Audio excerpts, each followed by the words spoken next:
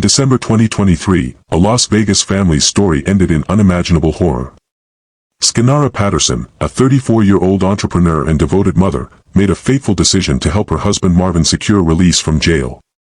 Despite facing serious charges of sexual assault against minors, Marvin returned home on house arrest after Skinara paid his $10,000 bail. What followed was a tragedy that shocked the community and raised profound questions about the justice system. The day after Skinara's birthday, Marvin Patterson, overwhelmed by financial problems and legal troubles, committed an act of violence that devastated multiple lives. In moments, he destroyed the family Skinara had worked so hard to build and protect.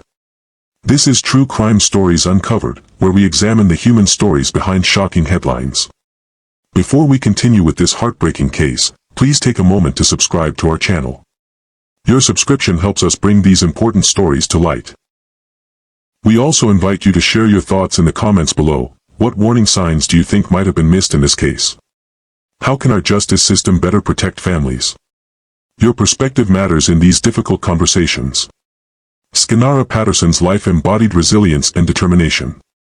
At 34, she had built a reputation as a skilled hair braider and entrepreneur, co-owning On Point Industries LLC with Marvin. Friends described her as a beautiful soul who would help others even when facing her own struggles. Her warm smile and generous spirit made her beloved in her community. Marvin Ray Patterson, 42, presented himself as a successful video engineer and family man. When he married Skinara in May 2019, it seemed like a fresh start.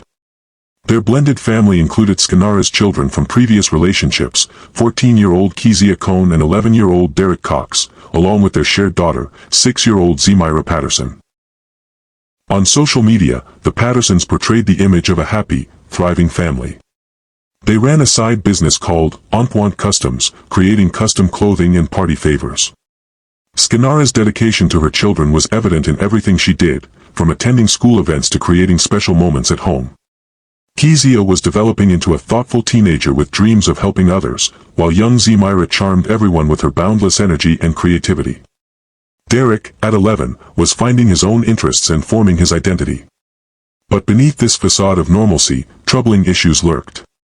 In October 2022, Las Vegas authorities arrested Marvin on multiple serious charges: 5 counts of lewdness with a child under 14, 2 counts of sexual assault with a minor under 16, 1 count of lewdness with a child under 16, and 1 count of first-degree kidnapping of a minor. These weren't isolated incidents. The allegations span nearly a decade, dating back to 2014. The justice system's response to these charges would play a crucial role in the family's fate. Initially held on $100,000 bail, Marvin's case came before the court. Surprisingly, despite the gravity of the accusations, Skinara testified on her husband's behalf during his bail hearing. Her testimony contributed to Judge Diana Sullivan's decision to reduce the bail to $10,000, allowing Marvin to await trial under house arrest with an ankle monitor. Judge Sullivan, with over a decade on the bench, had built a career balancing legal principles with community safety. Her judicial philosophy emphasized fairness and compassion while respecting the presumption of innocence. In the Patterson case, her decision would later face intense scrutiny. Why would Skinara support a man accused of crimes against children? Those close to her suggest complex factors were at play: emotional dependency, financial pressures, and possibly manipulation. By late 2023, the family faced mounting difficulties. They had been evicted from their home, and Marvin's car had been repossessed. These financial stressors added tension to an already volatile situation. The conditions of Marvin's house arrest explicitly prohibited contact with minors under 18, including his own children. Yet somehow, by December 2023, Skinara and her children were living with Marvin in his apartment. This violation of court-ordered restrictions represented a critical breakdown in the system designed to protect vulnerable individuals. As the holiday season approached, no one outside the household fully grasped the danger building within those walls. Marvin's text messages to his brother revealed a man increasingly desperate about his financial circumstances and impending legal consequences. The multiple allegations against him suggested a pattern of predatory behavior that had gone unchecked for years. On December 10, 2023, the family celebrated Skinara's 34th birthday. Photos from that day show smiling faces. A family seemingly intact. No one could have predicted that within 24 hours, 3 bright lives would be extinguished, 1 forever changed, and a community left searching for answers about how such a tragedy could have occurred. In October 2022, Las Vegas Metropolitan Police arrested Marvin Patterson following an investigation into allegations that sent shockwaves through the community. The charges were deeply disturbing, multiple counts of sexual assault and lewdness involving minors, with incidents allegedly occurring over nearly a decade. For many who knew the Pattersons, this revelation was impossible to reconcile with the family man they thought they knew. The Clark County justice system moved forward with the case. Marvin was booked into the county detention center with bail set at $100,000, a substantial amount reflecting the severity of the charges. For months, he remained behind bars as the prosecution built their case and Skinara grappled with the accusations against her husband. "We were all shocked when we heard about the charges," said one family friend who requested anonymity. But Skinara seemed convinced there was some mistake. She stood by him from day one. During this period, Skinara faced mounting challenges. As the primary breadwinner during Marvin's incarceration, she struggled to maintain their business ventures while caring for 3 children. Financial pressures intensified, eventually leading to an eviction notice for their family home. The bail hearing in mid-2023 marked a critical turning point. Despite the prosecution's arguments about the serious nature of the charges and potential danger to the community, Skinara took the stand as a character witness for her husband. She portrayed Marvin as a loving father and provider, insisting he posed no threat to their family or others.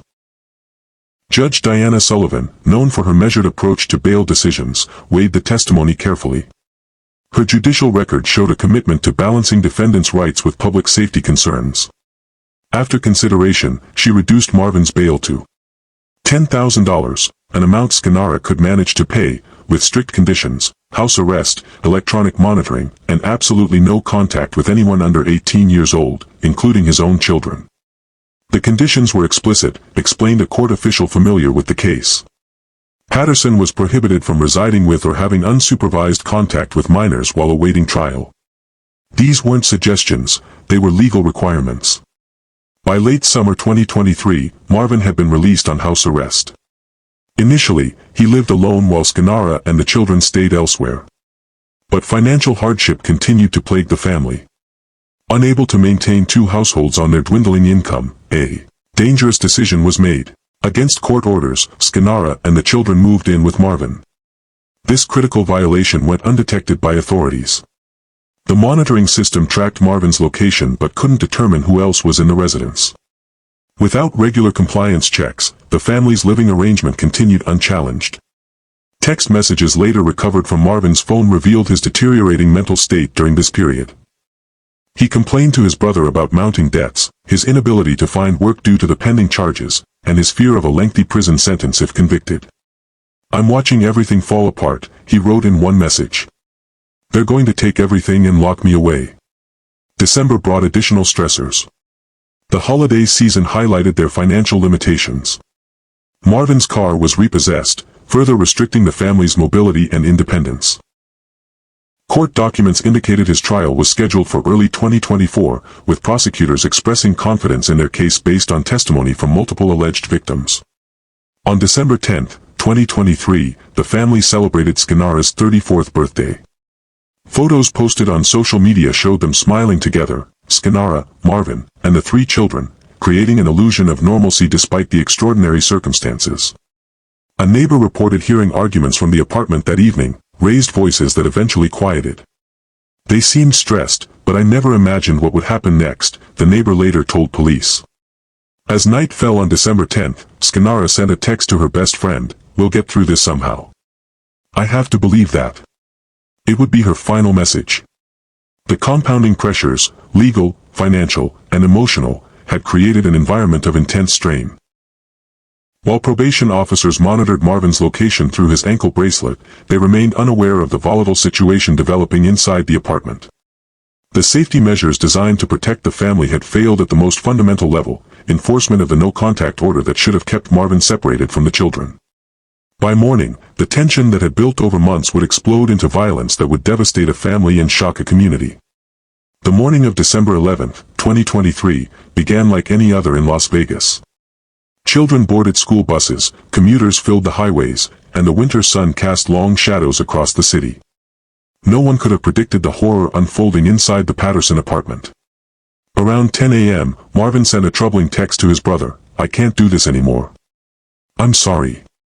Concerned by the message's tone, his brother tried calling repeatedly but received no answer. Increasingly worried, he drove to Marvin's apartment complex near Flamingo Road and Sandhill, arriving shortly before noon. What he discovered would haunt him forever. Opening the unlocked door, he found a scene of devastating violence.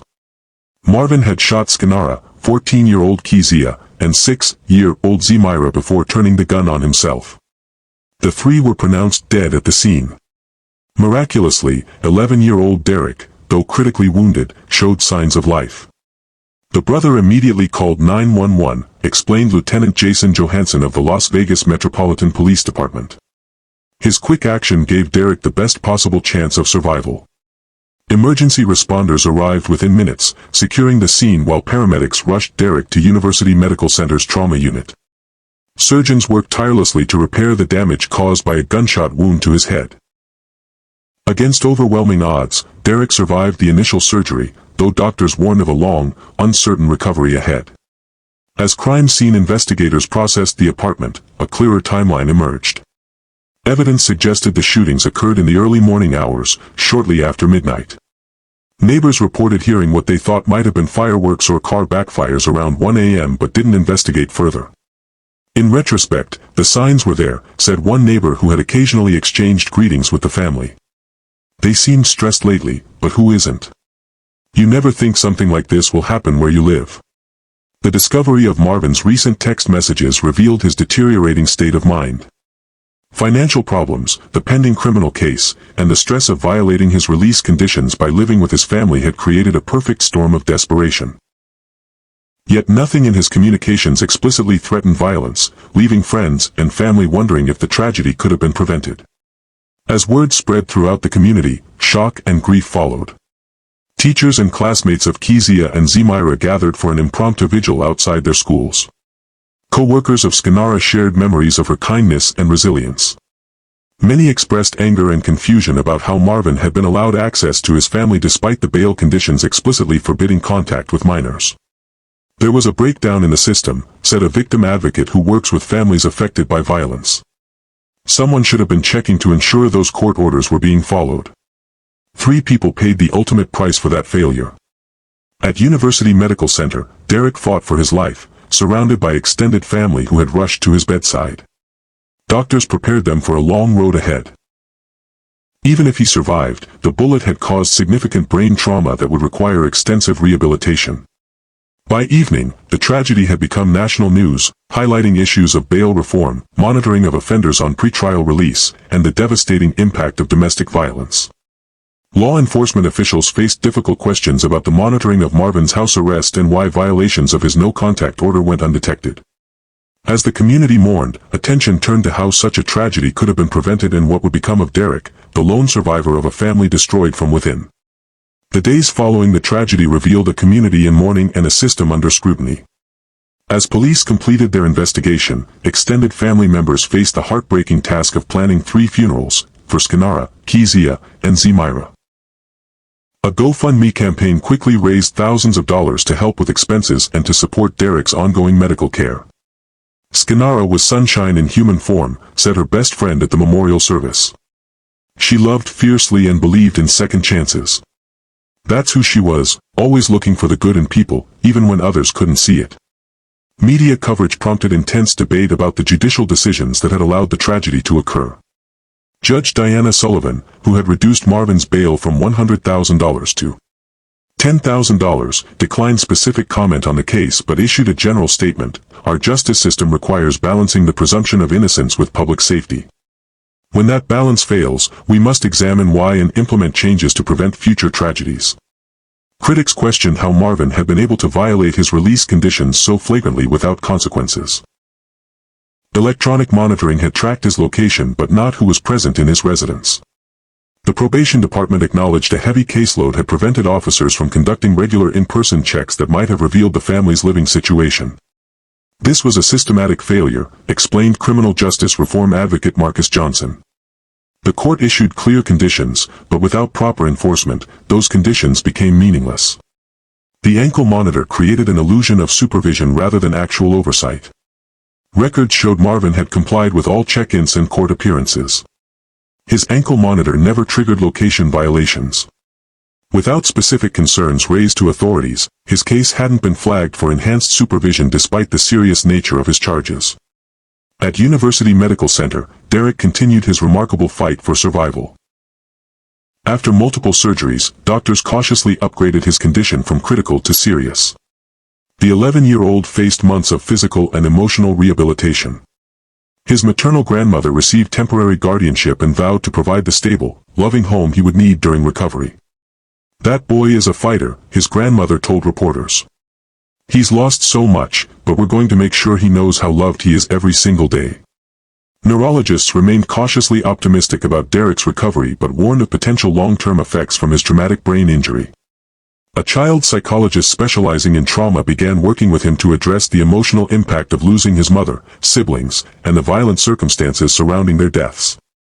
As the investigation continued, authorities examined Marvin's financial records, finding mounting debts and evidence of increasing desperation. His business had essentially collapsed following his arrest, and credit card statements showed he had maxed out multiple accounts. The car repossession appeared to be merely one manifestation of broader financial ruin. Questions emerged about Skinara's decision to violate the court order by bringing her children into Marvin's residence. Friends suggested she had struggled financially after the eviction and saw no alternative. Others wondered if Marvin had manipulated or coerced her into the arrangement. The full dynamics of their relationship might never be fully understood. "It's easy to judge her decisions from the outside," said a domestic violence counselor not directly involved with the case. But victims of relationship control often face impossible choices between immediate needs and long-term safety. What looks obvious to outsiders rarely feels that way when you're in the middle of it. Law enforcement officials convened a task force to examine how monitoring of pretrial defendants could be improved. Proposals included more frequent in-person checks, especially in cases involving allegations of violence or crimes against children. Advocates pushed for better risk assessment tools and more resources for monitoring high-risk individuals released before trial. As the community struggled to process the tragedy, Skinara's friends established a scholarship fund in memory of Kezia and Zemira. "These beautiful children had their futures stolen," the fund's description read. "Through this scholarship, their dreams can live on through other young people." Throughout Las Vegas, the Patterson tragedy prompted difficult conversations about domestic violence, the effectiveness of the justice system, and the need for better protection for vulnerable family members. 6 months after the tragedy, Las Vegas officials implemented new monitoring protocols for defendants on pretrial release. The Patterson Protocol, as it became known among legal professionals, mandated weekly in-person compliance checks for anyone charged with violent crimes or offenses involving minors. The electronic monitoring system was upgraded to include random check-in calls with video verification of the defendant's surroundings. "We can't bring back those who were lost," said Clark County District Attorney James Miller, "but we can honor their memory by closing the gaps that allowed this tragedy to occur." The case prompted a state legislative review of bail practices.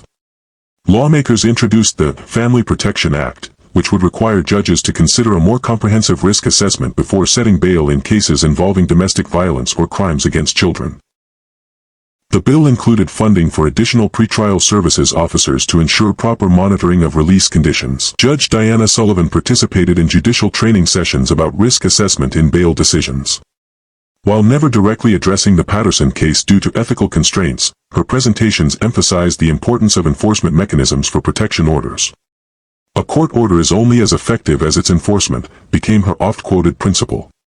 The probation department underwent significant restructuring, with specialized units created to monitor high-risk cases. Caseloads were reduced, allowing officers more time for in-person verification of compliance with court conditions. An independent review panel identified communication breakdowns that had prevented information about Marvin's living situation from reaching the proper authorities. At a rehabilitation facility across town, Derek Cox continued his remarkable recovery. After 3 months in the hospital, he had progressed to intensive outpatient therapy. Though the bullet had left him with partial paralysis on his right side and speech difficulties, his determination impressed everyone involved in his care. He asks about his mom and sisters almost every day, his grandmother shared in a brief media update. We're honest with him, but we focus on moving forward.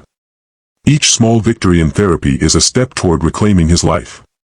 A team of specialists, neurologists, physical therapists, speech pathologists, and trauma counselors worked collaboratively on Derek's treatment plan.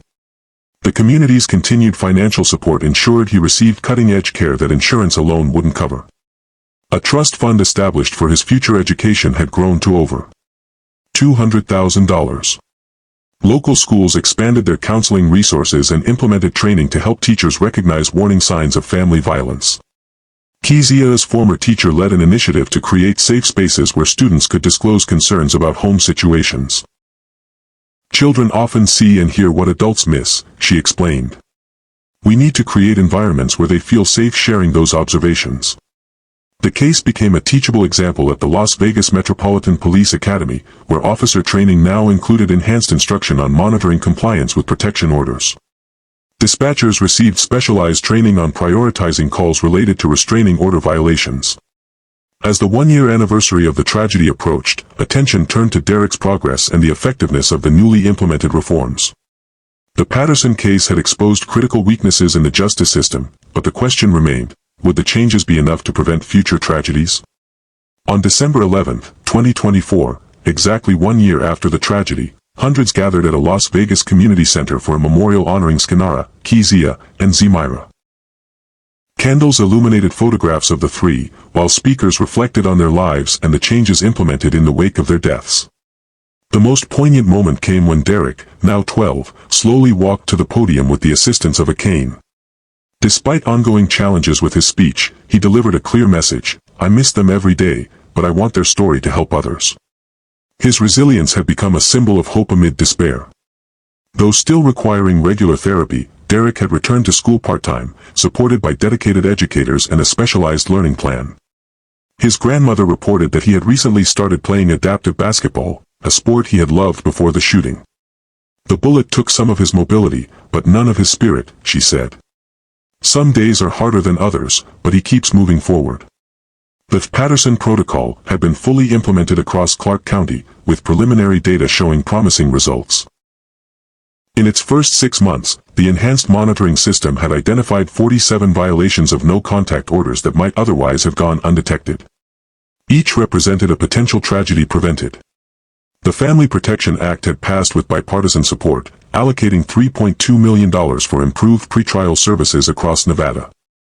Training programs for judges, law enforcement, and probation officers emphasized the critical nature of thorough risk assessment and consistent monitoring. This case changed how we approach pretrial release, explained Dr. Eleanor Martinez, a criminal justice researcher at UNLV. We now recognize that monitoring isn't just about preventing flight, it's about proactively protecting vulnerable individuals from harm. Domestic violence organizations reported increased calls to their hotlines following public awareness campaigns inspired by the Patterson case.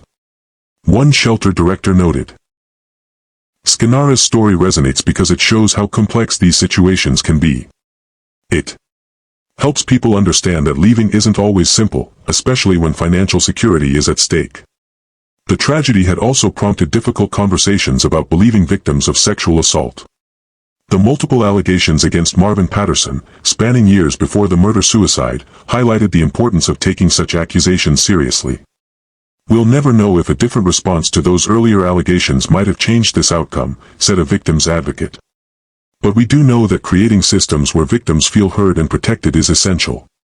Judge Diana Sullivan continued her work on the bench, her experience informing a more cautious approach to bail decisions in cases involving alleged violence.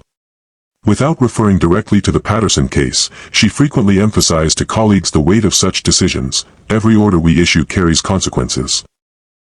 Some we can anticipate, others we cannot. For the prosecutors who had handled Marvin's case, the tragedy prompted professional reflection. The district attorney's office implemented new protocols for cases involving alleged sex crimes, particularly when children might be at risk. These included more frequent case reviews and lower thresholds for requesting emergency hearings when concerns arose about compliance with release conditions. As our narrative of this devastating case concludes, we're left with important questions about responsibility, prevention, and healing. The system failed the Patterson family at multiple points, but their story has catalyzed meaningful change that may save others. Thank you for joining us for this difficult but important story. At True Crime Stories Uncovered, we believe examining these tragedies can lead to greater awareness and prevention of future harm. If you found this analysis valuable, please subscribe to our channel and share this video with others who might benefit from these insights. Your engagement helps ensure these stories are not forgotten and that the lessons they teach continue to inspire positive change. What other aspects of the justice system do you think need reform? Share your thoughts in the comments below.